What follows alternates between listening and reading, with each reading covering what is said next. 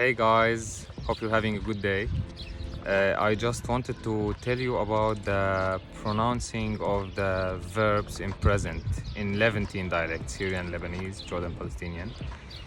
I noticed especially with the beginners level, they struggle with pronouncing the b, then the te after it when we conjugate with you masculine, you feminine, and you plural. So just to explain it a bit for you, we do not pronounce the b fully. We kind of merge it with the letter after, which is t in this case.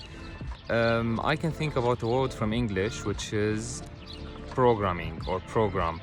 So the P and R, they kind of merged together. We do not pronounce the P, then the R, we say program. In the same approach, let's say the verb to play. If you want to say, you masculine play, you would say, أنت بتلعب, بتلعب. The B kind of consonant, then we merge it immediately with the T. So we just start the B, we do not pronounce بتلعب. It's أنت بتلعب, أنتي بتلعبي. I hope you found it useful and see you in another video.